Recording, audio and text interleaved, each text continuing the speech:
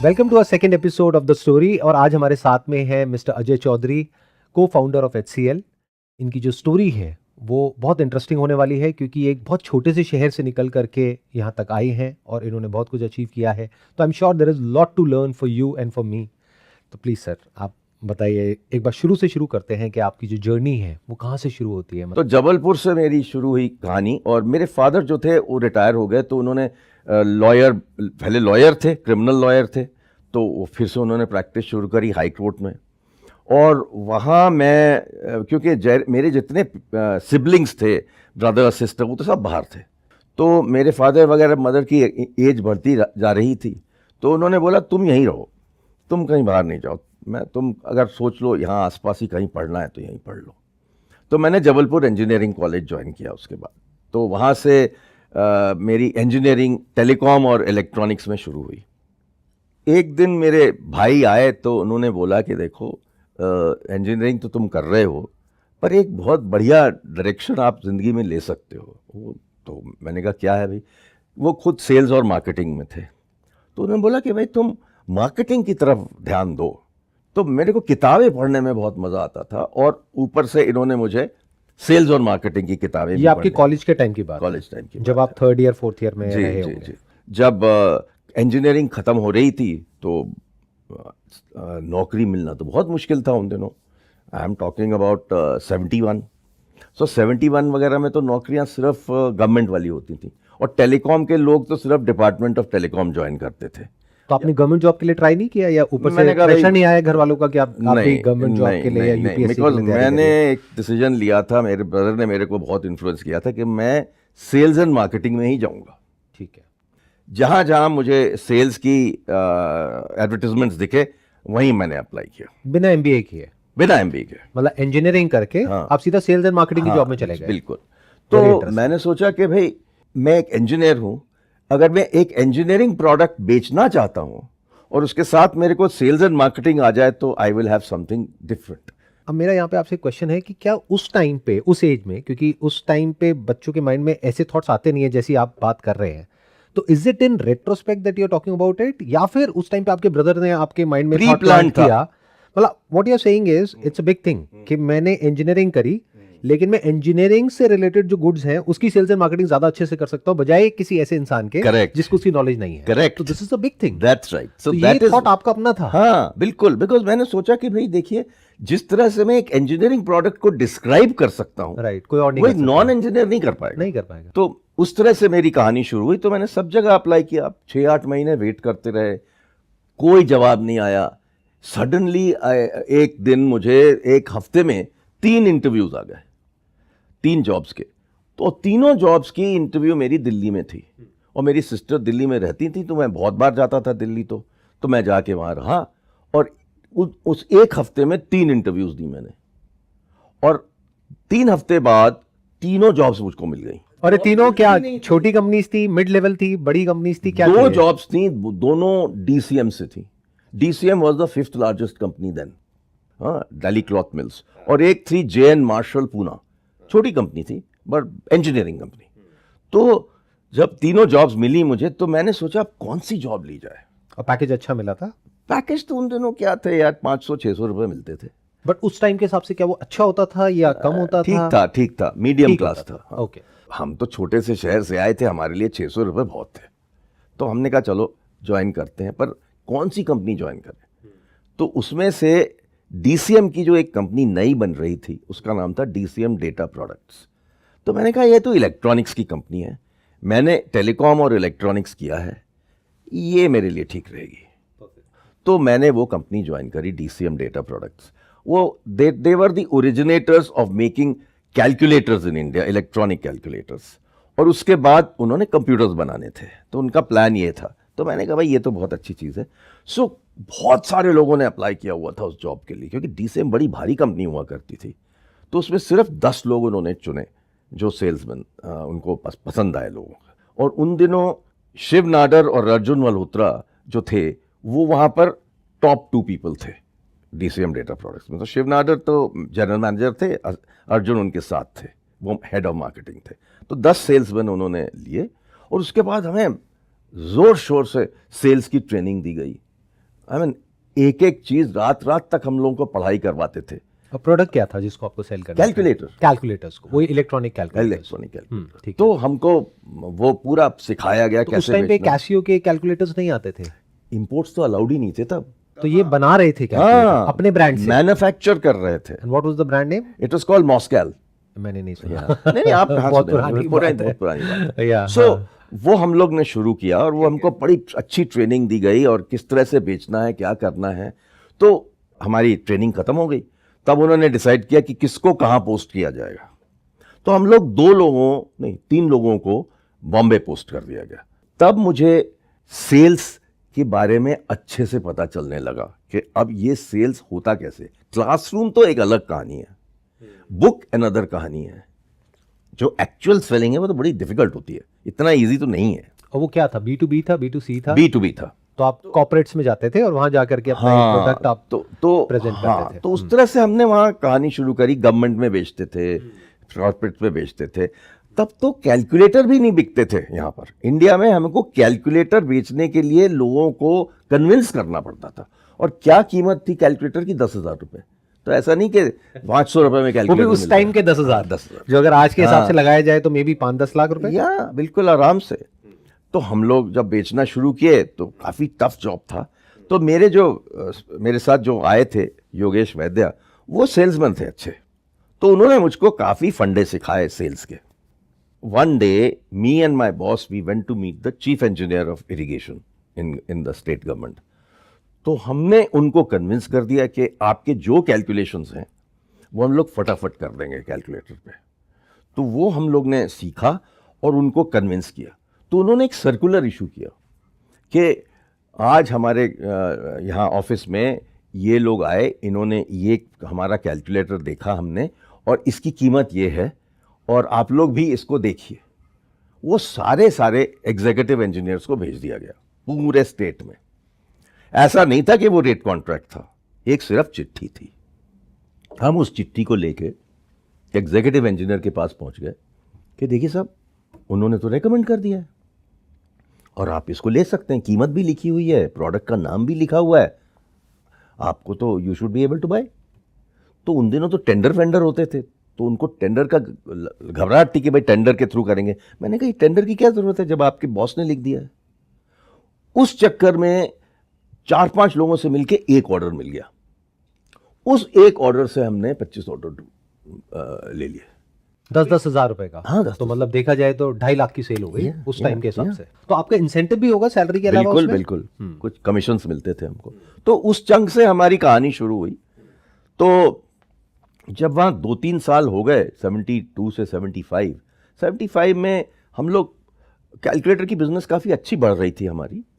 But जो DCM का head office था वो इस यूनिट को पैसे नहीं देता था ग्रो करने के लिए, क्योंकि हम लोग बहुत छोटी सी बिजनेस थे उनके लिए in terms of overall revenue.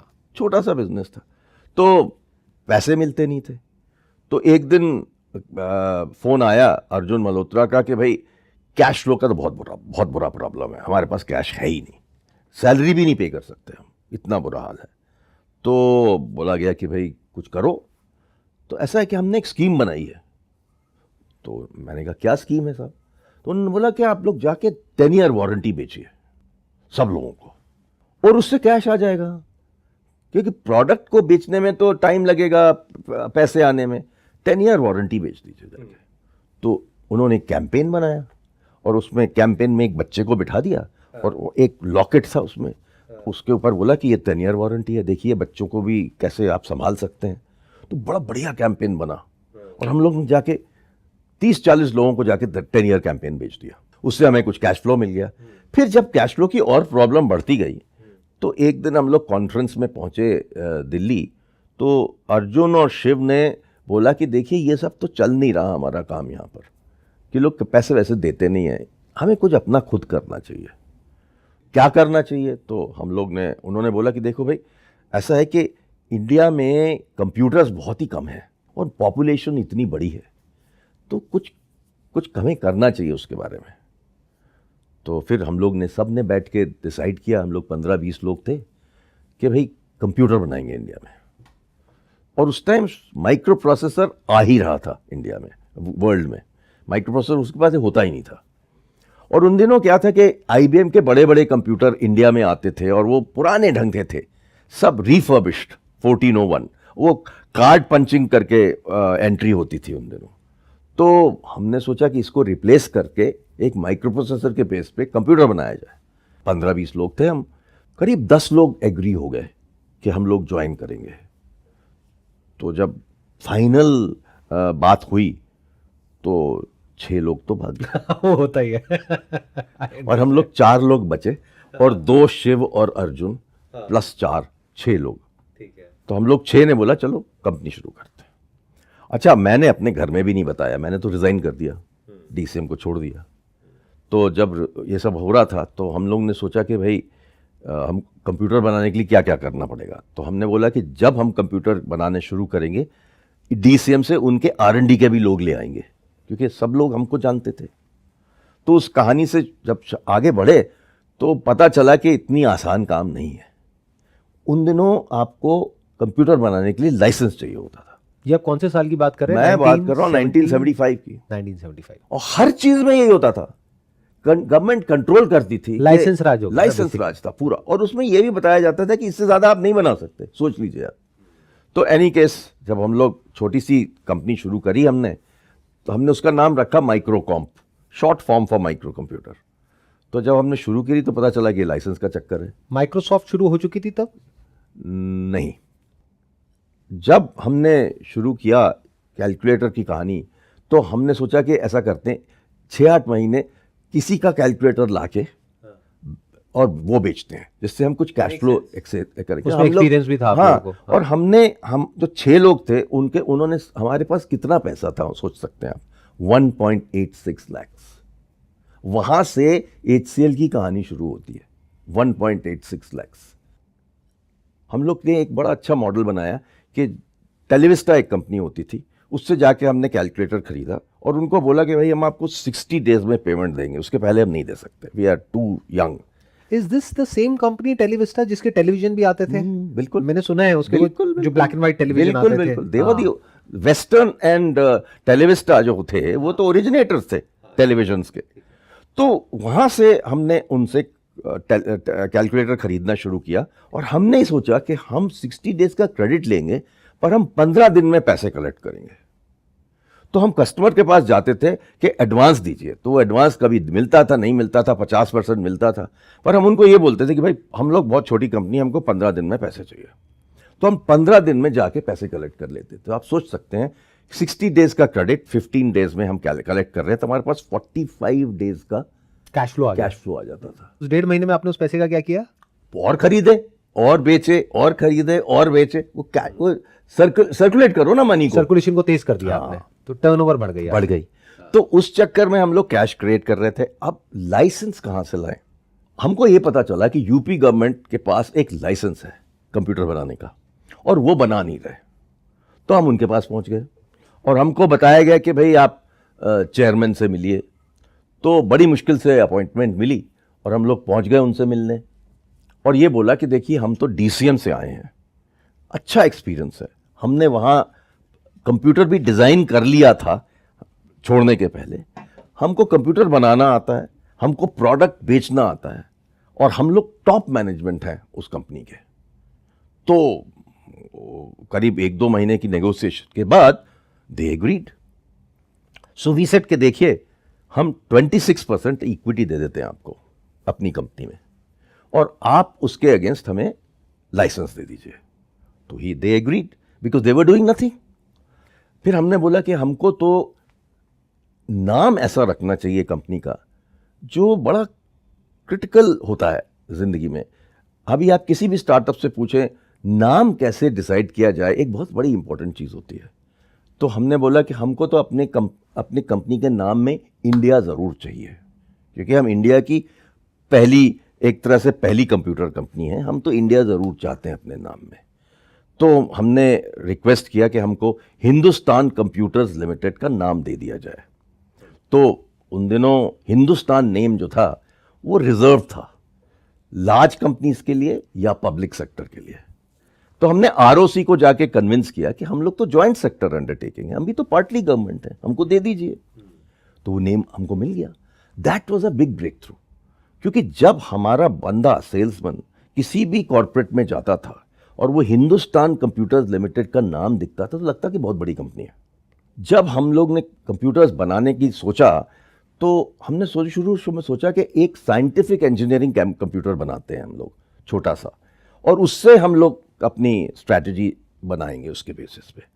तो उसका नाम हमने रखा माइक्रो 2200 और उसको हमने डिज़ाइन करना शुरू किया।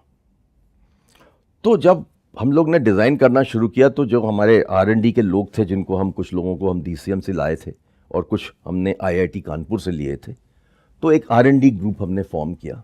और तब तक हमें, बिकॉज हम जॉइंट सेक्टर थे, हमको यूपी गवर्नमेंट से कुछ लोन्स भी मिल गए।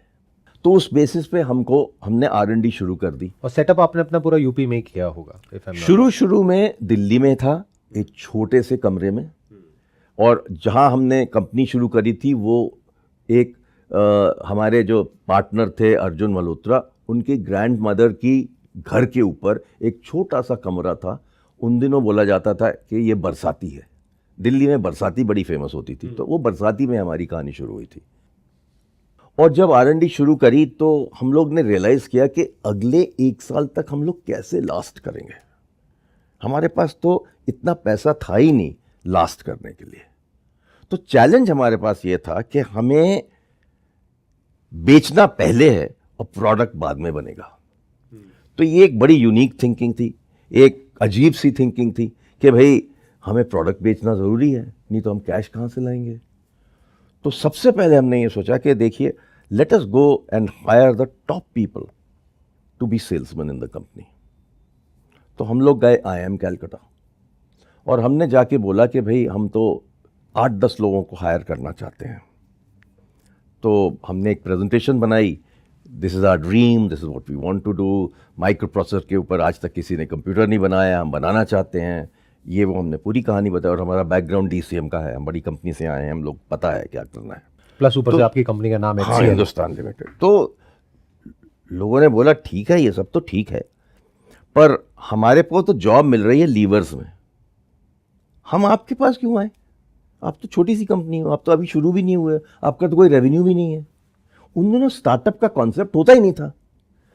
तो उन्होंने बोला कि भाई how should we join you? So हमने बोला देखिए, we are not asking you to take a job here, what we are offering you is adventure. आप आइए, हम आपको एक एडवेंचर देंगे, उस एडवेंचर से आप बहुत कुछ सीखेंगे और हम आपको सबसे हाईएस्ट सैलरी देंगे कंट्री में, कोई भी नहीं देता होगा आपको। 2000 रुपए की सैलरी हमने डिसाइड करी। तो उस बेसिस पे 8 लोग ज्वाइन कर गए हमको। And by then we had understood how to hire sales people. ये हमें DCM में सिखाया गया था। DCM ने एक कॉन्सेप्ट यूज किया था, वो है मैक्लेलैंड्स थ्योरी फ्रॉम हार्वर्ड। तो वहां मैक्लेलैंड्स थ्योरी में ये होता है कि आपके 3 तरह की नीड्स होते हैं। एक आपकी नीड फॉर अचीवमेंट है, दूसरा है नीड फॉर पावर, तीसरा है नीड फॉर एफिलिएशन। तो when you come to us for a job, we actually ask you to write a story. तो आपको 3-4 स्टोरीज लिखने को हम लोग बोलते हैं, एक फोटो दिखा देते हैं कि फोटो देखिए, इसके ऊपर एक स्टोरी लिखिए। तो वो स्टोरी लिखता है बंदा। उस स्टोरी से हम लोग वर्ड्स पिकअप कर करके पता कर लेते थे कि इसकी नीड क्या है। हमें उस तरह का बंदा चाहिए था जिसकी नीड फॉर अचीवमेंट हो। हमें नीड फॉर पावर वाले बंदे को नहीं चाहिए था, नीड फॉर एफिलिएशन नहीं चाहिए था। क्यों नहीं चाहिए था? एफिलिएशन बंदा जाएगा, आपको दोस्त बना लेगा, कस्टमर को, दोस्ती के बाद वो ऑर्डर नहीं मांगेगा, कोई फायदा नहीं है। और जो पावर वाला बंदा है वो बोलता है मेरे को सब कुछ पता है, वहाँ ईगो क्लैश हो जाएगा, वहाँ ईगो बाकियों के क्लैश हो साथ। जाएगा। तो वो कोई भी नहीं चाहिए। हमें तो नीड फॉर अचीवमेंट वाला बंदा चाहिए, जिसको अचीवमेंट बहुत जरूरी है, उसके जो हंग्री है, हंग्री है अंदर से, right, you know, hunger in the stomach. तो अगर कोई ये सीखना चाहता है कि ये कैसे पता किया जाए कि वो इंसान इन तीनों में से किस कैटेगरी में है, तो इज देयर अ बुक जो आप रिकमेंड कर सकते हैं? मेरे को बुक के बारे में तो कुछ पता नहीं है, बट मेरे एक या कोई थ्योरी है, उसका कोई नाम है? मैक्लेलैंड्स थ्योरी बोला जाता है। हाँ, मैक्लेलैंड्स थ्योरी, उसको जिसको समझना है वो पढ़ सकता है और समझ सकता है कि वो क्या है। उसके बाद हमने उनको बहुत डेडली ट्रेनिंग दी। उनको ये सिखाया गया कि एक ब्रोशर के ऊपर प्रोडक्ट कैसे बेचा जाए। अब आप सोच सकते हैं, this is very very audacious. How many people in the world would have sold a product with a brochure? I don't know if any. तो हमने बहुत सुंदर ब्रोशर बनाया जिसमें हमने जो प्रोडक्ट था वो कैसा दिखेगा हमने इमेजिन किया, और उसकी ड्राइंग बना के फिर फोटो बना के उसके हमने एक ब्रोशर आप जब ये बनाया। सब बोल रहे हो ना, मेरे माइंड में कुछ रियल एस्टेट डेवलपर्स आ रहे हैं। बिल्डिंग कैसे होगी? वो जो जिस तरीके से आजकल दिखाते नहीं है कि पूरा एक विजुअलाइजेशन दिखाते हैं अपने ब्रोशर में कि ऐसे होगा, हाँ, ऐसे होगा, ऐसे बिल्कुल। होगा, तो एक पूरी पिक्चर क्रिएट हो जाती है। बिल्कुल। तो आपने भी बेसिकली एक पूरी की पूरी पिक्चर क्रिएट कर दी उस ब्रोशर के थ्रू, बिल्कुल। और फिर उनको ट्रेनिंग दी। तो it was a very tough job. तो मेरे एक पार्टनर ने बोला कि देखो अजय, मैं पहला बेचूंगा। मैंने कहा ठीक है। तो अर्जुन मल्होत्रा चले गए अपने अल्मा मेटर, IIT खड़गपुर चले गए। वो वहाँ सारे प्रोफेसर इनको जानते थे क्योंकि ये तो जाने पहचाने थे, क्योंकि इन्होंने एक तो कॉलेज में बहुत अच्छे से गोल्ड मेडल लिया हुआ था, ऊपर से बड़े अच्छे स्पोर्ट्समैन भी थे। तो वो प्रोफेसर के पास गए और ये appeal to him, he said कि देखिए साहब, हमने अभी कंपनी शुरू करी है, हमको तो एक ऑर्डर चाहिए आपसे। तो करते करते वो एक ऑर्डर खींच के ले आए। जब उन्होंने एक ऑर्डर निकाला, हमारे सारे सेल्समैन को कंट्री में ये ऑर्डर की कॉपी भेज दी गई और बोला हर IIT में जाके बेचो। वो रेफरेंस बन गया, तो प्राइस बन गई, प्रोडक्ट बन गया, सब कुछ बन मतलब गया। एक सक्सेस स्टोरी मिल गई, एक तरह से टेस्टिमोनियल मिल गया। तो ऐसा है कि एक चीज हमने सीखी बड़ी जल्दी कि गवर्नमेंट में टेंडर के बेसिस पे आप नहीं बेच सकते, क्योंकि अगर टेंडर के चक्कर में पड़ोगे तो 3 महीने निकल जाएंगे, 4 महीने निकल जाएंगे। तो हमने सोचा कि ऐसा करते हैं, हमने जाके एक चीज पता करी कि अगर आपका प्रोडक्ट प्रोप्राइटरी है तो आप अपनी तरफ से एक प्रोप्राइटरी आर्टिकल सर्टिफिकेट बना के दे सकते हैं, और गवर्नमेंट रूल्स में ही अलाउड है। तो ये हमने एक ब्रेक थ्रू ढूंढा, और उस प्रोप्राइटरी आर्टिकल सर्टिफिकेट के बेसिस पे हमने सारी जगह पे प्रोडक्ट बेचा। तो टेंडर की जरूरत ही नहीं पड़ी। आज तक अगर आप गवर्नमेंट में बेचना चाहते हैं और आपका प्रोडक्ट यूनिक है, आप प्रोप्राइटरी आर्टिकल सर्टिफिकेट पे बेच सकते हैं। मैं आज तक अपने छोटे छोटे जो स्टार्टअप्स हैं उनको ये बताता हूं कि अगर वो B2B बेच रहे हैं और गवर्नमेंट में जा रहे हैं और प्रोडक्ट यूनिक है, मैं उनको बोलता हूं आप प्रोप्राइटरी आर्टिकल सर्टिफिकेट पे ऑर्डर लेके मतलब आइए। उसके लिए आप ये कह रहे हैं किसी पेटेंट की जरूरत नहीं है, पेटेंट रजिस्टर कराने कुछ की जरूरत नहीं है। आपको ये बताना है कि आपका प्रोडक्ट यूनिक है और इसका इक्विवेलेंट इंडिया में है ही नहीं। बट उसको ऑथेंटिकेट कौन करेगा उस बात को? हम सर्टिफाई कर। अच्छा, हम खुद ही सर्टिफाई कर रहे हैं। हाँ, तो उसके बेसिस पे उन्होंने ऑर्डर निकाला था। अब यह है कि मैं मद्रास में था, जब मैं प्रोफेसर्स के पास पहुंचा IIT मद्रास में, उनको बताया कि ये हुआ, बात करते करते करते हमने बेच दिए 6 कंप्यूटर बेच दिए मैंने। और प्राइस पॉइंट क्या था उसका? प्राइस पॉइंट था करीब 4.5 लाख, 3.5-4 लाख। 4.5 लाख जी जी जी का एक कंप्यूटर? जी जी जी उस टाइम पे? उन टाइम पे। और कितना पैसा आपने कलेक्ट कर लिया इस तरीके से? और मुझे तो एक्चुअली याद नहीं Near है, about. बट कुछ 50 लाख होगा, कुछ ऐसा। उस टाइम पे आपने 50 लाख रुपए कलेक्ट कर लिया, लेकिन अभी तक कंप्यूटर तैयार बना नहीं नहीं था, हुआ। तो बन रहा था। तो आप सोच सकते हैं कि किस तरह से हमने जाके प्रोडक्ट बनाया और डिलीवर किया। कहानी होते होते ऐसी पहुंची कि 25 मार्च हमारे प्रोडक्शन शुरू हो चुकी थी दिल्ली में। नोएडा में हमने जाके फैक्ट्री बनाई 25 मार्च 1976। 1977। तो हमारी जो फैक्ट्री बन चुकी थी, प्रोडक्शन शुरू हो गया था। फैक्ट्री क्या थी? एक शेड था छोटा सा। हमारे को प्रोडक्ट सारे, जब मैं मद्रास में था तो मेरे को प्रोडक्ट 28 को मिला और 31 लास्ट डेट थी। अगर 31 को मैं डिलीवर नहीं कर पाता तो सारे ऑर्डर कैंसिल हो जाते, क्योंकि गवर्नमेंट की तो फाइनेंशियल ईयर खत्म हो जाता है, तो उनके पास तो पैसे ही नहीं रहते, और उन्होंने कमिट किया हुआ था कि लेना है। और सॉफ्टवेयर कहां से आया उसमें? सब कुछ तो हमने हार्डवेयर लिखा, हो गया ना? सब कुछ हमने लिखा। तो उस टाइम पे ऑपरेटिंग आपने सिस्टम भी हमारा था। किसी और का सॉफ्टवेयर यूज नहीं किया? नहीं, अपना खुद का सॉफ्टवेयर अलाउड बनाया? ही नहीं था, इंपोर्ट कुछ भी नहीं अलाउड था। तो सॉफ्टवेयर लिखने वाले कौन थे? हम लोग के R&D में लोग थे। हार्डवेयर वाला हार्डवेयर बनाता था, सॉफ्टवेयर वाला सॉफ्टवेयर बनाता था, और फिर इंटीग्रेट करते थे हम इसको।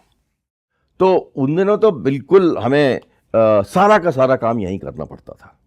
तो जब हमारा ये साइंटिफिक कंप्यूटर सक्सेसफुल हो गया, तो हमने सोचा अब एक कमर्शियल कंप्यूटर बनाते हैं। तो हमने पूरा जो ऑपरेटिंग सिस्टम बनाया वो कमर्शियल के लिए बनाया, और उसके ऊपर जो हमने इंटरप्रेटर भी बनाया, वो बेसिक लैंग्वेज होती थी उसके ऊपर बनाया हमने। सब कुछ हमारा था। पूरा का पूरा design of hardware, design of software, integration, सब कुछ इस हमारा। पूरी प्रोसेस में कितना टाइम लगा ये कमर्शियल कंप्यूटर बनाने में? करीब 1 साल। और जो ये साइंटिफिक कंप्यूटर था इसको भी बनाने में नियर अबाउट इतना टाइम हाँ, लगा? उतना ही 1 time, साल। इतना ही साल। बट ये जो कमर्शियल कंप्यूटर आपने बनाया इसके लिए आपको कैश फ्लो की दिक्कत नहीं आई होगी, क्योंकि कैश फ्लो वहां से आ चुका था आपके आ पास चुका में। था, और और वहाँ पे धीरे margin धीरे, अच्छा था। हाँ, धीरे धीरे शुरू हो गई थी कहानी। और फिर हमें लोन्स भी और मिलने लगे, क्योंकि अब लोन बड़ा इजी हो गया हमारे, क्योंकि रनिंग कंपनी है ना। अगर आपके पास रेवेन्यू नहीं है तो आपको कौन लोन देगा? तो एनी केस उस तरह से हमारी कहानी शुरू हुई। हमने 8C करके हमारा पहला कंप्यूटर बना।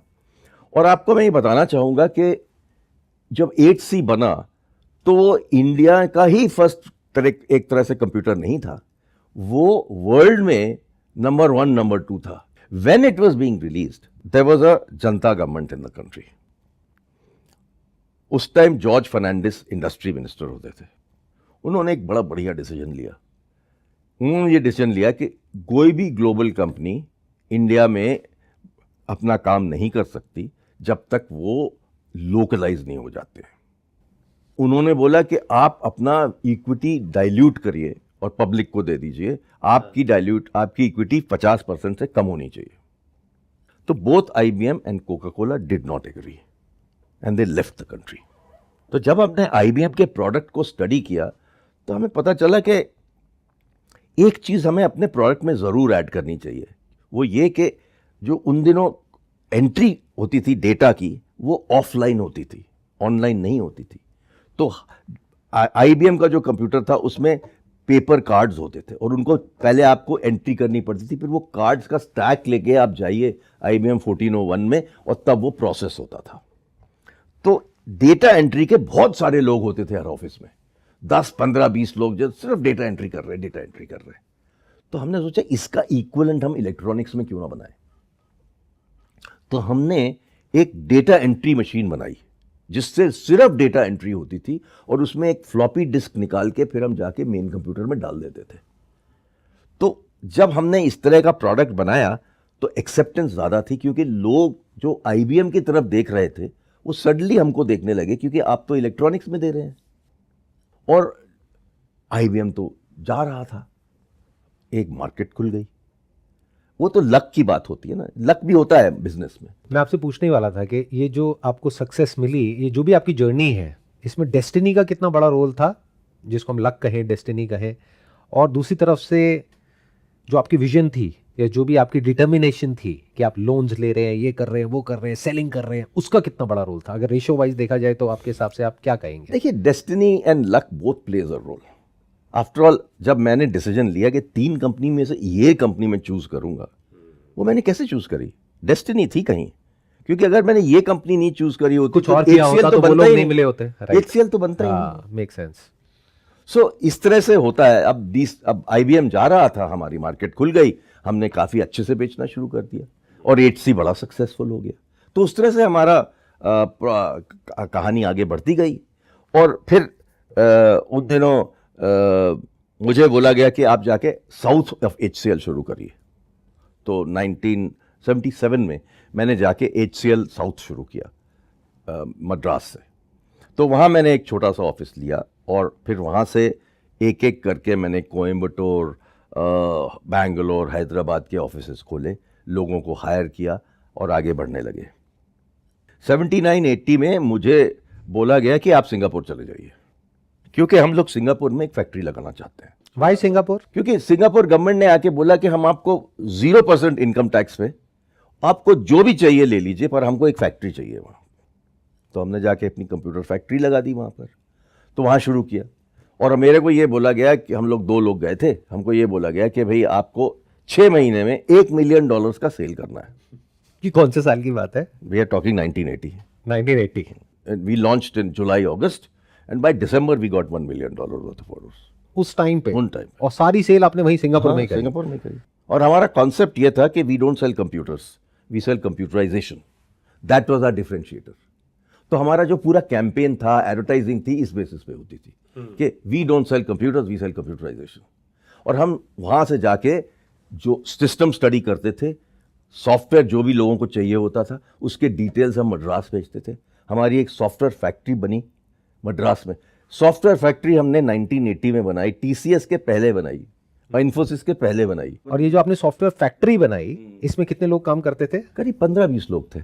वही पूरे वो सॉफ्टवेयर्स को जो भी उसका बेसिक अडेप्टेशन हो गया या कस्टमाइजेशन हो गया, वो सारा उन्होंने कर दिया। और वो करके उस टाइम पे फ्लॉपी डिस्क होती होगी, वो उन्होंने वहां से पोस्ट से कुरियर करी। और रास्ते में खराब हो जाती थी क्योंकि मैग्नेटिक थी, तो कभी कभी स्क्रीनिंग में खराब हो जाती थी तो फिर से वापस भेजनी पड़ती थी। उन दोनों कम्युनिकेशन तो होता ही नहीं था। There was और nothing ये called जो internet। सिंगापुर में आपने सेल्स निकाली $1 मिलियन की, तो उस टाइम पे और भी बहुत सारे कॉम्पिटिटर्स होते होंगे आपके? सारे ग्लोबल कॉम्पिटिटर्स थे ना। That's what I'm वहाँ saying। पर वहाँ हमारा तो सारे डिफरेंशिएटर होंगे। क्या था? We don't sell computers, we sell computerisation. उस बेसिस पे हमने बेचा। तो हम लोगों को जो कि बोलते थे, आपको मैं हार्डवेयर भी दूंगा, सॉफ्टवेयर भी दूंगा, ट्रेनिंग भी दूंगा, लोग भी दूंगा। I will put 2 people with you to run your computer till you learn how to use a computer। Kind of ये प्रोडक्ट प्लस सर्विस का मॉडल हो गया, काइंड ऑफ एक तरह से पूरा सोल्यूशन दिया हमने, पूरा कंप्लीट सोल्यूशन हो complete गया। solution। वेरी तो उससे हमारी काफी अच्छी सेल हुई। वहां से हमने सिंगापुर में कहानी शुरू करी। यहां पर हमारे इंडिया में बढ़ता गया बिजनेस, एक के बाद नए नए प्रोडक्ट्स आते गए और बड़े सक्सेसफुल हुए। बट ये सब B2B में चल रहा था, सब B2B। अभी तक B2C में आप नहीं आए। B2C हम लोग आए ही नहीं अभी तक। B2C हम लेट 90s में, लेट 80s 90s में आए। तो B2B में हमारा ये चल रहा था और 10 years in from the start to 1986 we were number 1 computer company in India। 10 years। Parallelly मैं सिंगापुर में चला रहा था, हम लोग वहाँ पर बेच रहे थे। फिर धीरे धीरे हमने मलेशिया चले गए, थाईलैंड चले गए, इंडोनेशिया चले गए, चाइना चले गए और पैरेलली हमने उसका लाइसेंस लिया इंडिया में मैन्युफैक्चर करने का, क्योंकि इंपोर्ट्स तो अलाउड नहीं थे। तो हमने एक लाइसेंस लिया कि हम इसको इंडिया में भी मैन्युफैक्चर करेंगे। तो जब हम चाइना पहुंचे तो हमको अगेन सोल्यूशन बेचना था, तो अपोलो लिया, फिर उससे हमने 10-15 सॉफ्टवेयर प्रोडक्ट्स को हमने साइन अप किया और जाके सोल्यूशन बेचते थे हम। तो उन दिनों सब कुछ गवर्नमेंट होता था चाइना में, तो या तो एजुकेशन रिसर्च इंस्टीट्यूट होती थी या गवर्नमेंट होता था, और तो प्राइवेट तो कुछ था ही नहीं। तो वहाँ जाके हम लोग को बेचना पड़ता था। तो अजीब अजीब से मेरे एक्सपीरियंसेस हैं कि किस तरह से चाइनीज़ लोग आपसे प्रोडक्ट खरीदते हैं, किस तरह नेगोशिएट करते हैं। बहुत पेनफुल नेगोशिएशन होती है, पर वो सीख लिया हमने किस तरह से। और उससे हमको एक चीज़ बहुत अच्छी पता चली कि दूसरी कंट्रीज में क्या हो रहा है। It became like a window to the world. Singapore became a window to the world for us. आपने उधर जाने का नहीं सोचा? Europe, US? नहीं, बिकॉज वो hyper competitive that is too competitive. तो फिर यहाँ सारी शुरू करी। हार्डवेयर से हम लोग सिस्टम इंटीग्रेशन में घुसे, अलग अलग हमने बिजनेसेस ढूंढे, करीब 8-10 न्यू बिजनेसेस भी हमने क्रिएट किए वहाँ। और उसके बाद जब इंडिया में तो बहुत ग्रोथ हो रही थी, तो मेरे को बोला गया कि भाई आप अब इंडिया वापस आ जाइए, क्योंकि इंडिया बहुत बड़ा बन रहा है, आप सिंगापुर को अब छोड़ दीजिए और 2 लोग सिंगापुर में रह जाएंगे, आप आ जाइए वापस। और बाकी तो हमारी वहाँ टीम बन गई थी 20-30 लोगों की। तो मेरे को इंडिया वापस आना पड़ा। 1989 I came back to India. India में मेरे को सबसे पहले कैट कैम का बिजनेस बोला गया कि आप शुरू करिए, तो वो मैंने उसको बढ़ाया, क्योंकि वो तो मैंने ही शुरू किया था सिंगापुर में, तो मुझे उसके बारे में सब कुछ पता था।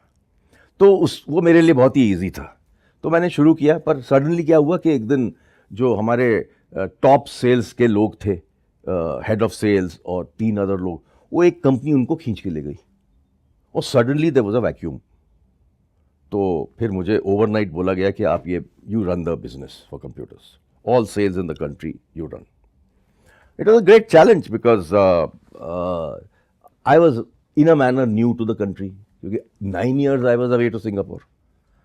तो एनी केस हमने सीख लिया और वहां से हमने कंप्यूटर बेचना शुरू किया। तो that story took off from there. Then one thing happened in 1990 which is very unique, कि 1990 में we didn't have foreign exchange. Country had no foreign exchange. Only 1 week's foreign exchange was left. तो वो जो components हम लोग import करते थे computer बनाने के लिए, वो आ नहीं रहे थे। तो क्या किया जाए? तो हमने बड़ी मुश्किल से इधर उधर लोगों से बातचीत कर करके, फ्रेंड्स के थ्रू, इसके थ्रू LCs खुलवाए, बाहर से खुलवाए, कुछ किया। तब हमने डिसाइड किया भाई we can't be dependent on imports only, we must do some export.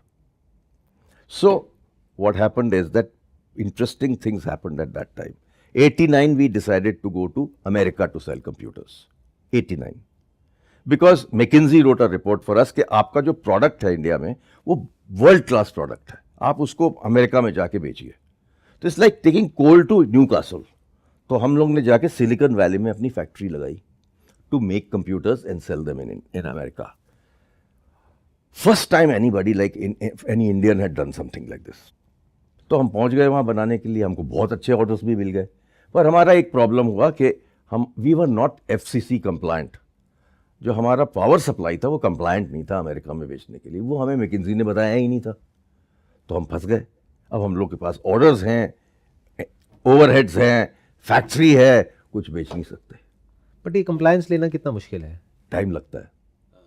और दूसरा एक पैरेलल चीज हुई, जो हमने सबसे बड़ा ऑर्डर वहां लिया था वो कंपनी बिक गई, तो वो ऑर्डर चला गया हमारा। तो now we were left with nothing, we didn't know what to do. So then what we did was that हमारे पास जो R&D के जो इंजीनियर्स थे, they were very very capable. They knew Unix better than any major company anywhere in the world, because we had done so much work and research on Unix. So we started planting them inside big companies like Hewlett Packard and others. And that became our body shopping strategy to turn from hardware to software. Because हमने loan लिया था ICICI से, हमको कुछ कमाना था, तो we started putting people inside R&D. And these fantastic R&D people actually still have patents from some of the work they did then those days.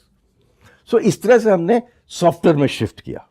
तो उस टाइम पे रिमोट वर्किंग का तो ऑप्शन ही नहीं होगा, कुछ नहीं तो था। आपने उन लोगों को वहीं बुलाया और वहां ऑन साइट उन लोगों को वहां पे आपने प्लांट किया और पर आवर बेसिस पे चार्ज किया। Correct correct. और उनको सैलरी पे करी। बिल्कुल। बट ऐसे में ये प्रॉब्लम आपको नहीं हुई कि उन लोगों ने जो केपेबल आपके लोग थे उनको तोड़ लिया और खुद ही डायरेक्टली अपने यहाँ पे ज्वाइन करवा लिया? उन दिनों इतना नहीं होता था, उसके बाद अगर आप 10-15 साल बाद देखें तो होने लगा, तब तक नहीं होता था। तो any case Americans used to pay on time, that was the good thing, and there was nothing like this those days कि they will hire our people.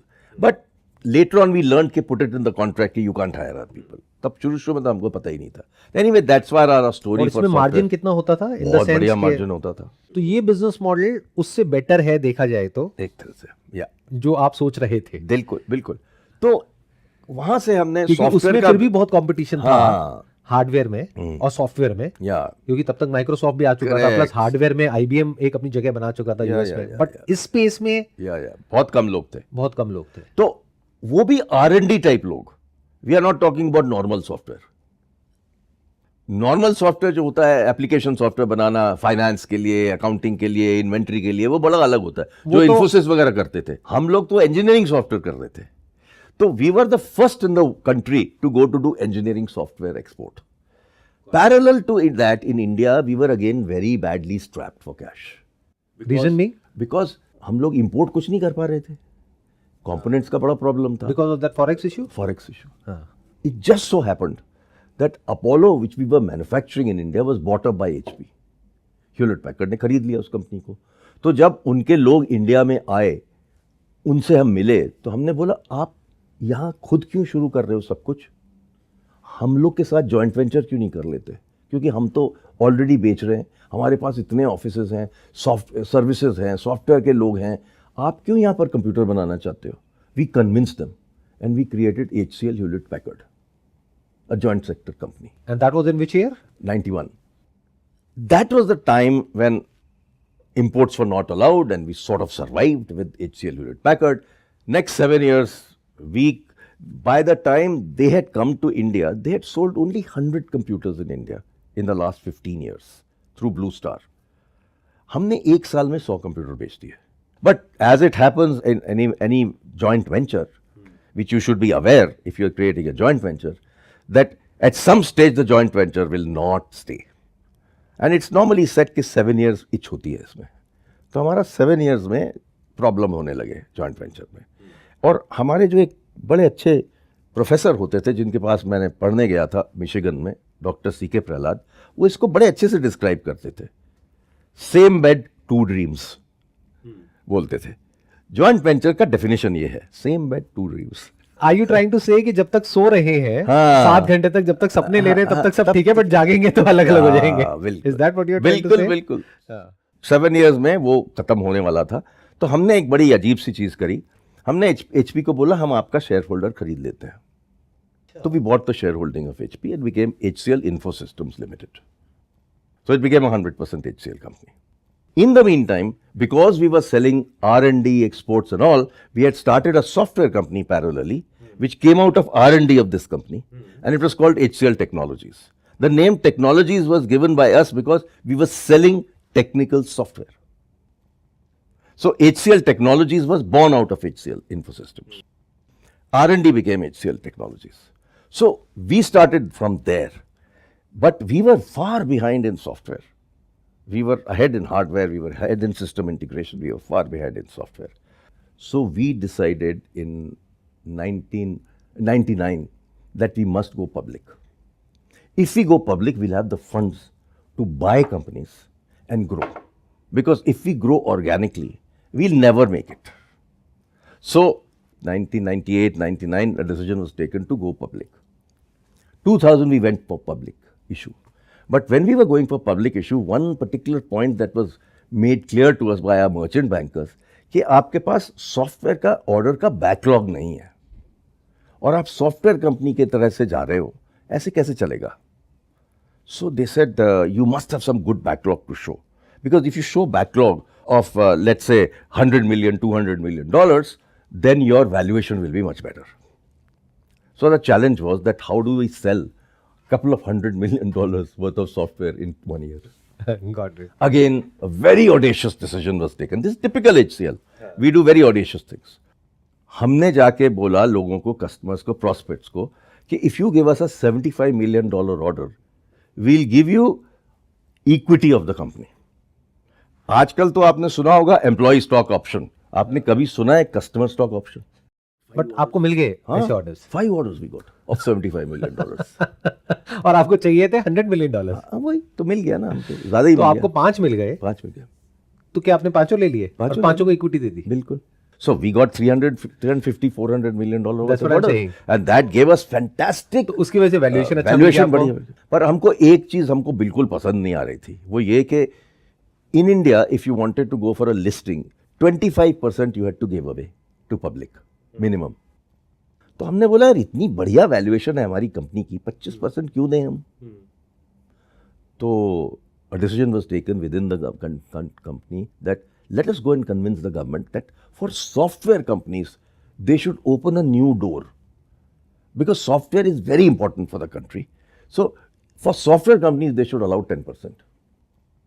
तो हमारे एक बोर्ड डायरेक्टर थे, वो पुराने IAS के बंदे थे, तो उनकी बड़ी अच्छी पहचान थी. तो उन्होंने जाके खूब पिच किया हम लोगों ने कि भाई सॉफ्टवेयर कंपनीज के लिए आप 10% कर दीजिए. The 10% gate was open that year और we went for a listing and we were over subscribe 23 times. And then the growth of HCL Technologies just took off because they could go and buy companies. So then at that stage, Shiv Nadar said, आप hardware चलाओ, मैं software चलाता हूँ. So that's the way we split the company. Infosystems, I took over and I ran it as chairman. And for the till 2012 when I left, और वो software चला रहे थे HCL Technologies. तो मैंने हार्डवेयर जब शुरू किया 400 करोड़ की कंपनी थी, जो मैं 12,000 करोड़ लेके गया. पर आपको मैं एक चीज़ बताना चाहता हूँ कि उसके पहले मुझे मिशिगन भेजा गया पढ़ने के लिए कि थोड़ा आप पढ़ के आइए, आपने तो MBA तो किया नहीं हुआ, कुछ थोड़ा बहुत सीख लीजिए. तो बोला गया कि आप जाके एक कोर्स करिए मिशिगन में, शॉर्ट कोर्स करिए, उसमें डॉक्टर CK प्रहलाद पढ़ाते हैं. CK प्रहलाद वर्ल्ड के सबसे मेजर स्ट्रेटेजिस्ट माने जाते थे, बड़ी बड़ी कंपनियों के स्ट्रैटेजी बनाते थे, सोनी और ये सब की. तो उनके साथ हम पढ़ने गए. तो क्लास में उन्होंने एक बड़ी बढ़िया इक्वेशन समझाई हमें, उसका था A is greater than R. तो मैंने पूछा ये A is greater than R क्या होता है? तो A stands for aspiration, R stands for resources. So उन्होंने बोला कि if you have the aspiration, resources will happen. That is the HCL story. HCL started with 1.86 lakhs. Today is $13 billion. Can you imagine that with 1.86 lakhs, we created a $13 billion company? तो ये मैं सारे startups को बताना चाहता हूं कि resources are not important, aspiration होनी चाहिए. तो जब मैं अपनी बुक लिख रहा था पिछले साल, उसका नाम भी मैंने जस्ट एस्पायर रखा और मैंने बोला अगर आपके पास एस्पिरेशन है तो आप कंपनीज बना सकते हैं और बड़ा बना सकते हैं। रिसोर्सेज के ऊपर मत जाइए, कितने लोग हैं मेरे पास, कितना पैसा है मेरे पास, वो इंपॉर्टेंट नहीं है। वो सब हो जाएगा, वो अपने आप होता है जब अगर आपके पास aspiration है तो। एस्पिरेशन है। तो मैं सोचता हूं कि कंट्री के पास भी ये एस्पिरेशन होनी चाहिए, कंपनीज के पास भी एस्पिरेशन होना चाहिए, स्टार्टअप्स के ऊपर भी एस्पिरेशन होना चाहिए। अगर पास एस्पिरेशन है, you will succeed. So it's like pivoting from hardware to software, we pivoted from service to hardware. So we decided, hey, we should be in the telecom business because it is going to be very, very big in this country. Because उस दिनों telephone लेने के लिए आपको 10 साल लगते थे। तो हमने बोला चलो एक प्रोडक्ट कंपनी के साथ हम काम करते हैं, डिस्ट्रीब्यूशन ही करेंगे, कोई बात नहीं, उसके बाद हम उसको मैन्युफैक्चर करेंगे। तो हम मोटरोला के पास गए, उनसे हमने एग्रीमेंट किया, पर वो हम 2-3 महीने में मज़ा ही नहीं आया है, कुछ भी, सब it was very slow. Then we spotted Nokia and we brought Nokia to India. क्योंकि उस टाइम सिर्फ पेजेस आते थे पेजर्स आते थे, या मोबाइल फोन भी आता था। पेजर्स पहले आए, हमने पेजर्स नोकिया के मैन्युफैक्चर भी किए और बेचे भी इंडिया में। उसके बाद हमने नोकिया फोन शुरू किया, उसमें हमको 5-6 साल तो कोई हैप्पीनेस मिली नहीं। Coming to around 2001-2002, one day one of my chaps in the Nokia business came to me in my office and said, sir ये नोकिया के लोग आ रहे हैं, आप इनसे मिल लीजिए। तो मैंने कहा देखो भाई, नोकिया में बिजनेस में इतना छोटा है, मैं क्यों टाइम वेस्ट करूं इस पे यार, आप लोग करते रहो। कहते नहीं, वो ये साहब ऐसा मत करिए, एक बार एक मिल दीजिए उनसे। So that whole team had come from Finland, so I met them, so they started having a good discussion and then I really like what they were saying and I like the people and I like the products and I said, but उन दिनों product जो होता था वो 16,000 में बिकता था, बहुत एक्सपेंसिव था और एक ब्रिक की तरह होता था। जब बातचीत कर रहे थे तो वो बोलने लगे कि why is it sales are not happening in India. तो मैंने कहा आपकी प्राइसिंग ही गलत है, आप इस प्राइस पे बेचोगे, इंडिया में ये सब नहीं होता है। तो दे सेड कि भाई हमारी तो प्राइस पूरी वर्ल्ड में एक ही है, we can't have different pricing for different countries. Then I said you are wrong. So he said why? I said, Microsoft, when they came to India, they were in the same status. HCL took them to Department of Electronics, and we signed an agreement at a much lower price because we got a special price for India. You go to any bookstore, you will find books being sold for subcontinent only. Their prices are much lower because हमारी buying power ही नहीं है। और तीसरी चीज, जब Oracle came to India, we got them to give a India pricing for India. So I said, if 3 other organizations have done it, why can't you do it? So they said, yeah, that makes sense. So उन दिनों margin अच्छे होते होंगे इन लोगों के। So they said, what kind of price are you looking at? So I had not even discussed with my team. I just लगाउड, देखते हैं क्या होता है। 9,900 में दे दीजिए। This was in which year? 2001. I'm talking about 2002, 2003. Then they said, hey, but how much will you sell at this price? So I gave them a number. ऐसे ही बोल दिया था मैंने. I sort of guessed. So we actually exceeded that number when we got that price. Dramatically exceeded that number. तो आपने अपने existing distribution network को use किया इसके लिए? हाँ। और एक चीज हमने उन दिनों ये करी कि हमने पूरा इकोसिस्टम चेंज किया, क्योंकि अगर आप इकोसिस्टम को चेंज नहीं करेंगे तो आपकी ग्रोथ नहीं हो सकती। What do you mean by that? सबसे पहले मैंने ये किया कि ड्यूटीज कम करवाई फोन्स के ऊपर इंडिया में। हमने गवर्नमेंट को जाके कन्विंस किया कि for economic activity phone is very critical. दूसरा, हमने जाके सारे स्टेट्स में वैट कम करवाया। That started the whole process of ecosystem creation. The second most important part जो हमने किया, उन दिनों फोन सारे बंडल करके बिकते थे। तो अगर एयरटेल है तो एयरटेल हमसे फोन खरीदेगा, वो बेचेगा सर्विस के साथ। पूरे वर्ल्ड में यही था। तो हमने जाके नोकिया को कन्विंस किया कि आप अनबंडल करिए इंडिया के लिए, क्योंकि through selling through the Airtel etcetera is very tough and you can't increase numbers like that. And secondly, the royalty that the Airtel etcetera give to the government includes the hardware. So unnecessarily उनको उस पर भी royalty देनी है, actually royalty होनी नहीं चाहिए hardware. तो उस बेसिस पे हमने नोकिया को कन्विंस किया कि we'll go separately. So we created a distribution network in India which was like what Hindustan Unilever had. We said we will emulate, जिस तरह से सोप बिकते हैं उस तरह से हम फोन बेचेंगे। नहीं, बट फोन तो फोन की शॉप से बिकेगा ना। हाँ। तो आपने क्या जो ग्रोसरी स्टोर्स थे वहां पे भी फोन रखवाए नहीं, या कैसे किया नहीं, आपने? हमने इसके लिए मोबाइल शॉप्स नहीं, हमने एक मॉडल कॉपी किया उनका। द मॉडल ये होता था, दे यूज टू हैव एक रीडिस्ट्रीब्यूटर स्टॉकिस्ट होता था 90 जगह इन कंट्री में 90 रीडिस्ट्रीब्यूटर स्टॉकिस्ट हमने ढूंढे, जो गॉडरेज के थे, डाबर के थे, लीवर्स के थे। किस लिए चूज किए? उनको एक बड़ी कैपेबिलिटी थी कि they were very professional. Number 2, they had lot of money. Number 3, उनको सारे स्टोर से पैसा कलेक्ट करना आता था। Which stores are we talking about? यहाँ पे मेरे को थोड़ा सा कंफ्यूजन है कि उन मतलब दिनों- उस टाइम पे तो ये मोबाइल शॉप्स तो थी नहीं। तो are we talking about grocery stores? No no no, Then what kind of electronic stores? Stores. Electronic stores. So electronics and gadget stores and all these types of stores where air conditioners, all these things were sold. Over a period of time, all those stores became mobile phone stores. But that happened in the next 3 to 4 years. और वो जाके फिर reseller को बेचते थे और reseller से पैसे ले लेते थे। They knew how to collect from a reseller. हम लोग अगर 1500 रीसेलर के पास जाएंगे इंडिया में, Possibly तो हम नहीं है। कलेक्शन ही नहीं हाँ। कर पाएंगे, हम तो मर जाएंगे। तो ये पूरा मॉडल हमने लीवर से सीखा। Redistributor stockists and 14,000 retail stores we created all over the country in next 5 years. और उससे हम नोकिया को from 15% market share we took them to 80% market share. अच्छा, मेरा यहाँ पे क्वेश्चन है कि आपके जो अपने कंप्यूटर्स थे उसके लिए आप इस नेटवर्क को यूज नहीं करते थे, क्योंकि आपके जो कंप्यूटर्स थे वो कमर्शियल थे या B2C के लिए थे या हमने नहीं B2C थे? भी शुरू किया था और बहुत अच्छे से किया। उसके अलग स्टोर्स थे हमारे, बिल्कुल। क्योंकि जो कंप्यूटर स्टोर्स होते हैं उनकी कैपेबिलिटी ऑफ सेलिंग डिफरेंट होती है। अब सेम हो गया है, लेकिन उस टाइम पे शायद उन दिनों होते अलग हैं। अलग था। क्योंकि अब अगर हम एक इलेक्ट्रॉनिक स्टोर पे जाते हैं तो वहाँ लैपटॉप भी होता है हाँ, और सब होते हैं। आजकल टीवी सब भी कुछ होता है, हो फ्रिज गया। भी होता है, सब वो होता बाद है। में हुआ अराउंड 2007 2008 से शुरू हो गया इस तरह से। उसके बाद मोबाइल स्टोर्स बनने लगे, क्योंकि जब ग्रोथ हुई मार्केट की, तो हमने एक बहुत अच्छा इंटरेस्टिंग कॉन्सेप्ट शुरू किया उन दिनों। वो ये था कि जब लोग हमारे जाके बेचते थे फोन्स को, हमारे सेल्समैन होते थे ऑल ओवर कंट्री, क्योंकि वो सेल्समैन जाके डिस्ट्रीब्यूटर के साथ रिटेलर को बेचते थे। तो हमको रिटेलर से पता चलता था कि क्या बिक रहा है, हमारा कितना बिक रहा है, सैमसंग का कितना बिक रहा है, इसका कितना बिक रहा है। हमें पूरा मार्केट शेयर पता होता था अपना, क्योंकि उन दिनों रिसर्च एजेंसीज तो अच्छी खासी थी नहीं, तो हमें खुद पता करना पड़ता था। तो हमने जाके ये इस तरह से किया कि let's just do it on our own. तो एक चीज़ हमने बहुत इंटरेस्टिंग शुरू करी।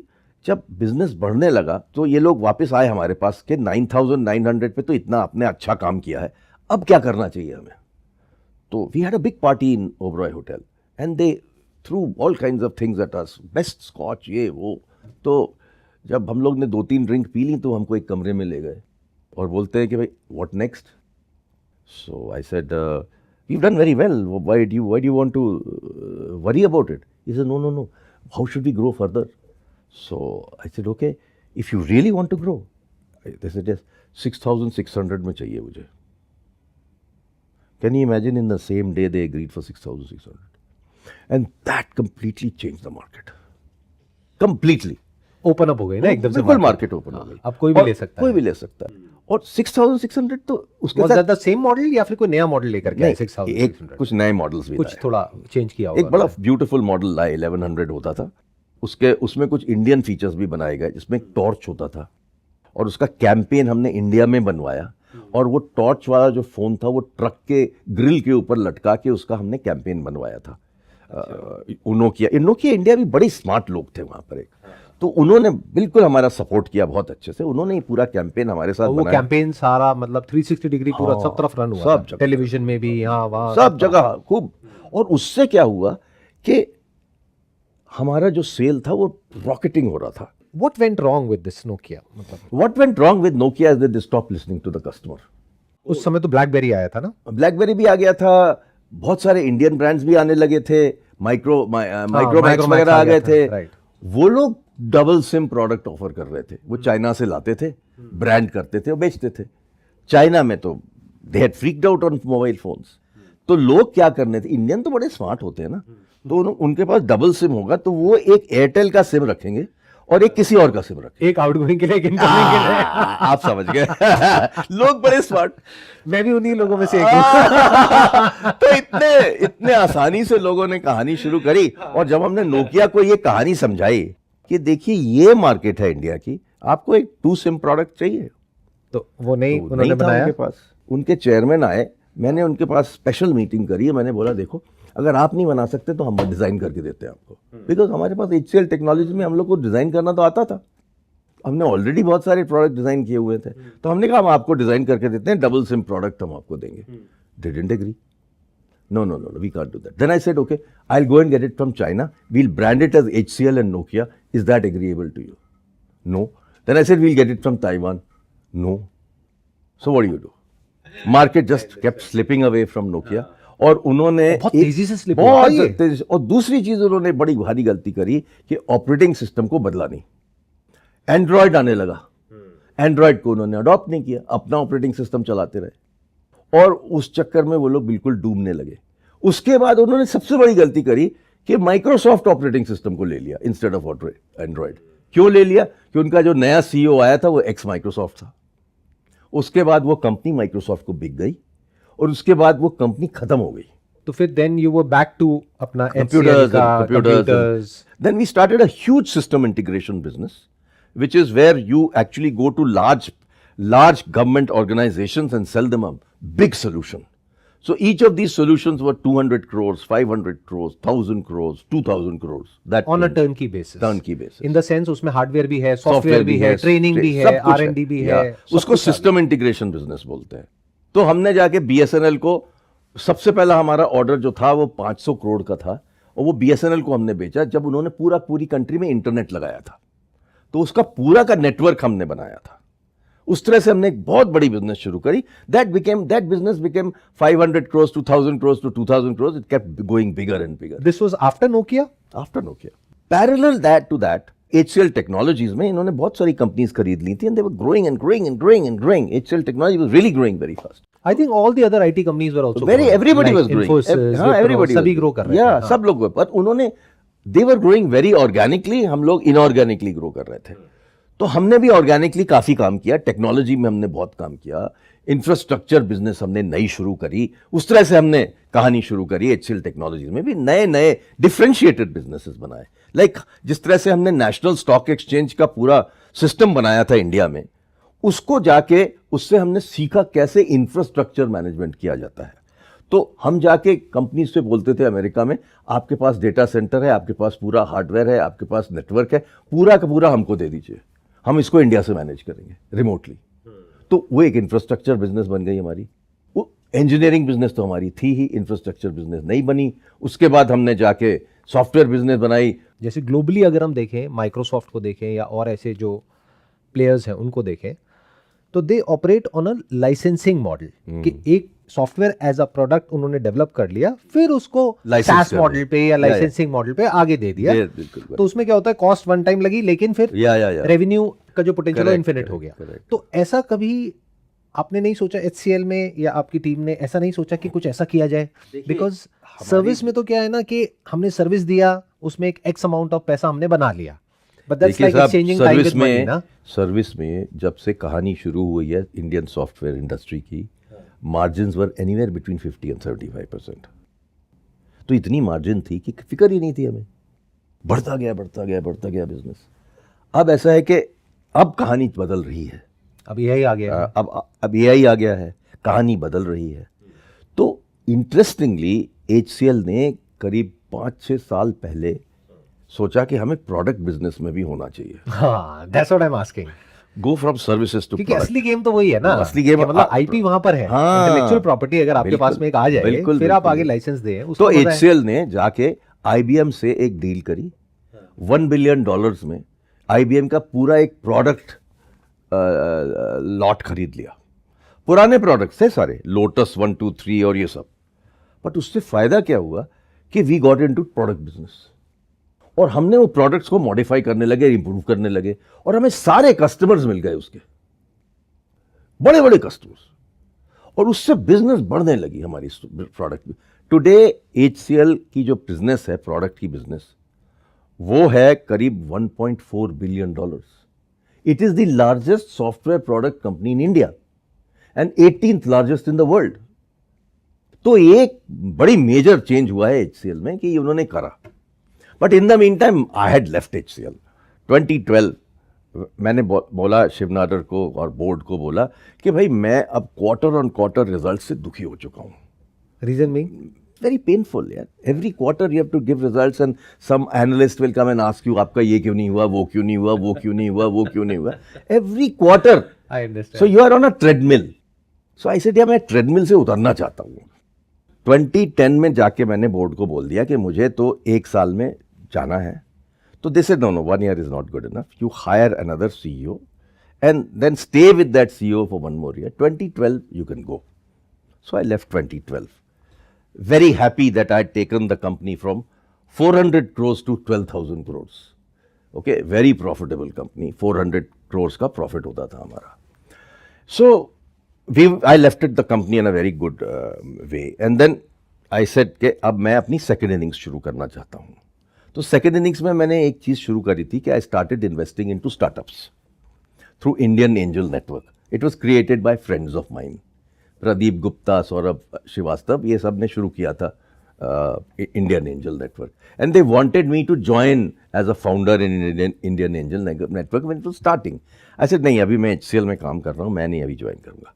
तो moment I was retiring, I joined Indian Angel Network and I started investing. Startups में मैंने कुछ पैसे डालने शुरू किए. बट वहां पे तो बहुत छोटी फंडिंग होती है, सीड फंडिंग होती है ना बेसिकली. सीड फंडिंग होती है. Parallel to that government appointed me as chairman of Indian Institute of Technology Hyderabad. That was a very lucky break because I had never done education before, but it was new thing for me. I wanted to learn how to run an education institution. So IIT Hyderabad was being started. So we were there was a founding director, I was founding chairman. हमने वहाँ से एक IIT Hyderabad zero से शुरू किया. वो भी एक ऑर्डिनेंस फैक्ट्री में हमको थोड़ी जगह मिल गई हैदराबाद में, वहाँ से हमने शुरू किया. पर हम एक चीज़ मैंने अपने डायरेक्टर को बोली, ये नॉर्मल IIT से डिफरेंट होना चाहिए. क्योंकि मेरे दिमाग में हमेशा यही चीज़ रहती थी, डिफ्रेंशिएट कैसे किया जाए. Differentiation is the most important part in my. और आपने क्या अलग किया उसमें? तो उसमें हमने सोचा इस IIT को, मैंने एक सेंटेंस बोला उनको, I do not want nerds coming out of this IIT. Nerds का ये मतलब है कि उसको सिर्फ इलेक्ट्रिकल इंजीनियरिंग आती है और कुछ नहीं आता. मैंने कहा इस तरह के वर्ल्ड व्यू होना चाहिए ना लोगों का. अगर वो सिर्फ इलेक्ट्रिकल इंजीनियरिंग जानता है तो जब वो किसी जॉब में करने जाएगा तो उसको कुछ भी नहीं पता होगा बाकी कुछ. ये थॉट तो बहुत अच्छा है, बट प्रैक्टिकली इसको एग्जीक्यूट कैसे किया? बड़ा बढ़िया ढंग से किया. सबसे पहले मैंने काम किया कि IIT should not be just job seekers, they should be job givers. So मैंने सबसे पहले एक चीज शुरू करी, एक माइनर इन एंटरप्रेन्योरशिप शुरू किया मैंने. And the director supported me heavily. He said चलो शुरू करते हैं. मैंने कहा सारा का सारा teaching will be done by practitioners, ये नहीं कि प्रोफेसर आके टीच कर रहे हैं. तो एक हमने माइनर शुरू किया. 4th ईयर में एक स्टूडेंट अगर वो मैकेनिकल इंजीनियरिंग कर रहा है, he will get a degree major in mechanical, minor in entrepreneurship. And मैंने उनको ये बोला मैं सारे अपने फ्रेंड्स को लाऊंगा, कुछ लोगों को लाऊंगा जो यहाँ टीच करेंगे, who are all entrepreneurs, and I will also teach. So I used to teach the first 101 of entrepreneurship.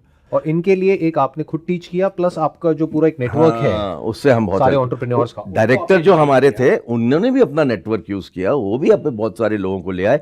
उन्होंने एक चीज हमने डिसाइड किया कि सेल्स और मार्केटिंग, फाइनेंस एंड अकाउंट्स शुरू में एक बेस बनाया जाए. वो हम IIM बैंगलोर से लोगों प्रोफेसर्स को लेके आए, उन्होंने ये बेसिक चीजें सिखाई. जब लोगों को accounting, finance, sales and marketing की फंडे पता चल गए, तब जाके हमने उनको एंटरप्रेन्योरशिप सिखाया. धीरे धीरे शिफ्ट आ रहा है एंटरप्रेन्योरशिप देखिए अब की तरफ, लोगों but को still स्टार्टअप like, का वर्ड पता चल गया है, पैसे आने लगे हैं, all those things have happened. और पूरे इकोसिस्टम में VCs है और है एंजल इन्वेस्टर्स हैं. तो आपने कितनी कंपनीज में इन्वेस्ट किया होगा? 70 कंपनीज में आप इन्वेस्ट कर चुके हैं 2012 के बाद से अभी तक. Please correct me if I am wrong. मैंने जहां तक लोगों से बात करी है, जो भी इस तरह से इनिशियल स्टेज पे जो फंड करते हैं कंपनीज को, ऑलमोस्ट सबने यही बोला है कि इसमें पैसा बनाना इज नेक्स्ट टू इम्पॉसिबल. ना गलत बात है कि पैसा नहीं बनता है. मतलब अगर हम ओवरऑल कैलकुलेट करते हैं, माय क्वेश्चन इज कि जैसे आपने ओवरऑल एक एक्स अमाउंट इन्वेस्ट किया, अगर आप कैगर देखें तो वो कितना आ जाता है नियर अबाउट? मेरा 39% रिटर्न है since 2012. It depends on the quality of companies you choose. It is the mentoring that you do. जो लोग एंजल इन्वेस्टिंग करते हैं, अगर वो मेंटरिंग नहीं करेंगे ना तो कुछ नहीं होगा।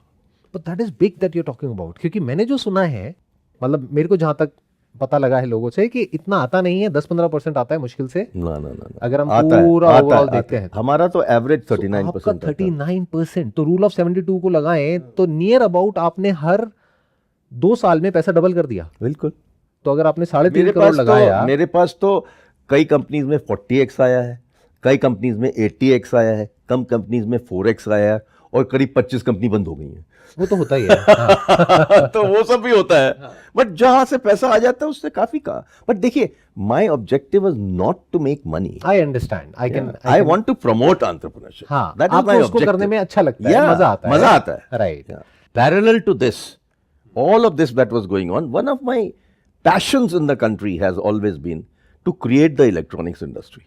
And I've been on many government boards, many committees to help the country start electronics, because I was interested in electronics. I wrote many papers for the government. I was chairman of many committees for the government. Electronics never happened. Only 4 or 5 years it started to happen. So when it started to happen, I felt it was not going in the right direction. But then government appointed me as advisor to the India Semiconductor Mission, so I got involved in that.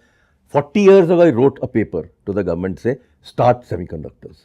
Only when COVID happened, the government really realized कि कितना problem है India में semiconductors के चक्कर में। Automobile factories बंद हो गई, और तरह की कितने भी प्रोडक्ट्स थे बन रहे थे, सेमीकंडक्टर्स की अवेलेबिलिटी नहीं थी, कंपनी सारी बंद हो रही थी। सो उस पर मैंने काफ़ी काम किया है।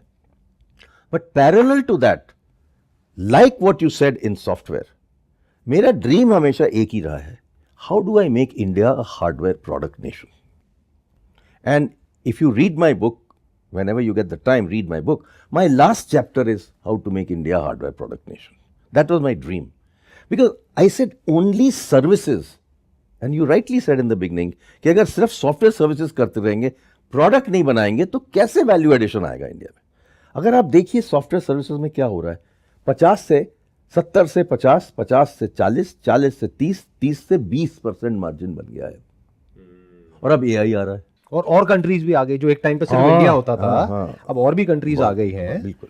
But plus Indian software companies have done very, very well, because they have innovated. They have actually added value to the customer. Without the customer knowing कि उनकी क्या नीड है, वो जाके बताते हैं कि ये आपकी नीड है, हम आपको इसको फिल कर सकते हैं, इससे आपकी प्रोडक्ट इंप्रूव हो जाएगा, इससे आपका मार्केटिंग इंप्रूव हो जाएगा। तो बहुत वैल्यू एडिशन किया है हमारी सॉफ्टवेयर कंपनीज ने। वो सिर्फ फालतू काम नहीं करती, सिर्फ कोडिंग का काम नहीं, high value addition. Still there is headwinds to software, there is headwinds to all of our services company because of AI. Yes. आप इसको किस तरीके से देख रहे हैं? आपके कोडिंग की जरूरत स्टैंडपॉइंट से क्या होगा? कोडिंग की जरूरत ही नहीं है। तो फिर ये जो लाखों इंजीनियर्स हैं, सॉफ्टवेयर इंजीनियर्स, जरूरत नहीं है उनकी। अगर आप पूरी कंट्री में देखेंगे, services alone is what is powering the economy of this country. तो एक ब्रेकअवे ग्रुप बना, उसका नाम था iSpirit, बैंगलोर में बना। उन्होंने जाके India as a software product company का कॉन्सेप्ट शुरू किया, और उन्होंने प्रमोट करना शुरू किया। और जो प्रोडक्ट बना पहला, वो सारा पब्लिक प्राइवेट पार्टनरशिप में बना, उसका नाम है DPI। और वो प्रोडक्ट कहाँ यूज हो रहा है? UPI। तो UPI हमारा प्रोडक्ट है, अब हम चाहे तो और कंट्रीज को इसका लाइसेंस दे सकते हैं। ऑलरेडी 20 कंट्री में पहुंच गया है। More countries are taking it up, और उस पे भी टेक अ कट और रेवेन्यू शेयरिंग अरेंजमेंट कुछ ना कुछ होगा वहां पे। सो एक जमाना था जब मैं एक ड्राइंग रूम कॉन्वर्सेशन में जाता था इंडिया में, दिल्ली में, लोग पूछते थे, आप लोग इतने बड़े हो सॉफ्टवेयर में, आप why don't we have a Google और अ माइक्रोसॉफ्ट। हमने बोला, अब हमने DPI बना लिया, world beating software, it's the only software of its kind in the world. UPI America is salivating to get, उनके पास इस तरह का प्रोडक्ट नहीं है। That too at such a level, जो वो वॉल्यूम हो रहा है, देखिए, हाँ, वॉल्यूम आधार का वॉल्यूम देखिए आप, आधार से तो सब कुछ कहानी शुरू हुई ना। और इस सबके पीछे क्या कोई एक पर्टिकुलर कंपनी है जो ये सारा कुछ कर रही है, या फिर iSpirit ऑर्गेनाइजेशन ने किया सारा? पब्लिक प्राइवेट पार्टनरशिप है कोई? It is created by people who are well meaning, who do not want to make money, who want to make India as a product nation. And you are a part of that. I am friendly with all of them. And is it a big team of people? How many people are there in that? Initially started with 8-10 people. Now there are many people. They have about, I think 100-150 people. But More than that, it's a volunteer organization. So somebody like you who's got a day job, evening में जाके वो iSpirit के लिए काम करेगा. Many software product companies have got created with the help of iSpirit. You look at Zoho today.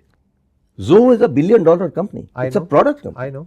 तो ये अगर ये तो ये प्रोडक्ट कंपनी का और ये जो आप बता रहे हैं एसोसिएशन, इसका भी कुछ कनेक्शन है? Yes. All these companies got born out of their ideas. They started telling people कि आप प्रोडक्ट बनाइए, सर्विस मत करिए. मुझे भी नहीं पता थी ये बात, अभी आप बता रहे हैं. I was aware of the Zoho कि नाउ ग्लोबली वो बहुत अच्छे से कर रहे हैं और कैसे साउथ इंडिया से वो शुरुआत हुई और it's a profitable company. Very profitable company. देखिए, products are sticky, services are not sticky. Services will go to the cheapest location. It was great meeting you sir, great talking to you. जाने से पहले अगर आप ये बता सकें कि अगले 20-25 साल में हमारी कंट्री को क्या करना चाहिए, जिस तरीके से वर्ल्ड वाइड ये जो AI आया है जी और ये पेनिट्रेट हो रहा है, टेक में चेंजेस हो रहे हैं, you been there in this industry since such a long time, तो आपके हिसाब से अगले 20-25 साल में एज अ नेशन गवर्नमेंट को क्या करना चाहिए, और as someone who is an entrepreneur running a company, a small startup और अ बिग कंपनी, उनको क्या करना चाहिए? देखिए, अगर हमको कंट्री को आगे ले जाना है तो हमें अगले 20-25 साल में R&D में इन्वेस्ट करना पड़ेगा. हमें प्रोडक्ट्स बनाने पड़ेंगे कंट्री में. जिस तरह से मैं इलेक्ट्रॉनिक प्रोडक्ट्स की बात कर रहा हूँ, सेमीकंडक्टर प्रोडक्ट्स बनाने पड़ेंगे, टेलीकॉम प्रोडक्ट्स बनाने पड़ेंगे. तो हम लोग ये सोच रहे हैं कि मेरी एक ग्रुप है, थिंक टैंक हम लोगों ने छोटा सा बनाया है, और हम लोग ये सोच रहे हैं how do we make India a product nation. हर चीज़ में हमें ये सर्विसेज के पीछे नहीं भागना है सिर्फ. Let the services grow. अगर आप देखें, हमारी जो 60% एक्सपोर्ट्स है वो सर्विसेज है. तो हमको प्रोडक्ट नेशन बनना चाहिए. उससे क्या है कि स्टिकीनेस आएगी, उससे हम हाई मार्जिन पे काम करेंगे, अपने प्रोडक्ट डिज़ाइन करेंगे, अपनी स्ट्रेंथ पे काम करेंगे. हमारी स्ट्रेंथ क्या है? हम इंजीनियर्स और साइंटिस्ट इतने सारे प्रोड्यूस करते हैं, उनको हमें ले जाके इंडिया में प्रोडक्ट डिज़ाइन करने हैं. तो जिस तरह से अगर आप देखें, एक तो मैंने बोला electronic products, semiconductor products, telecom products. You look at space technology. Space technology में हमारी बड़ी कैपेबिलिटी बन रही है. हमें स्पेस पे बहुत काम करना चाहिए. ड्रोन्स हैं, देखिए, 2-व्हीलर EVs है. तो इस तरह से हमने करीब 10-12 इस तरह के एरियाज देखे हैं जिसमें अगर इंडिया प्रोडक्ट कंट्री बनता है तो एक हम वैल्यू एडिशन करेंगे और ग्लोबल कंपनीज क्रिएट करेंगे इंडिया से. हम सिर्फ चाइना में हुए क्यों बनता है, इंडिया से हुए क्यों नहीं बनता, ये हमने सोचा है. तो हम इसके ऊपर बहुत काम कर रहे हैं. गवर्नमेंट इस पे हमको सपोर्ट कर रही है. हमने सारे लोगों गवर्नमेंट में बात करी है, मिनिस्टर से, ऑफिशियल से. और अब एक बहुत इंटरेस्टिंग चीज हो रही है कि गवर्नमेंट भी समझ रही है कि पब्लिक मनी प्राइवेट R&D में जानी चाहिए. Why can't we become the largest motor company in the world? Why can't we become the largest drone company in the world? बनाना है हमने. तो ये हमको सोच नई लानी है. इसलिए हम गवर्नमेंट से बात कर रहे हैं कि प्राइवेट, पब्लिक मनी प्राइवेट में डालनी चाहिए. इंटरेस्टिंग बात यह है कि इस बजट में 1 लाख करोड़ गवर्नमेंट ने इसके लिए एलोकेट कर दिया है. Under which head? It is called R&D. अनुसंधान के लिए 1 लाख करोड़ उन्होंने सैंक्शन किया है. It will go to private.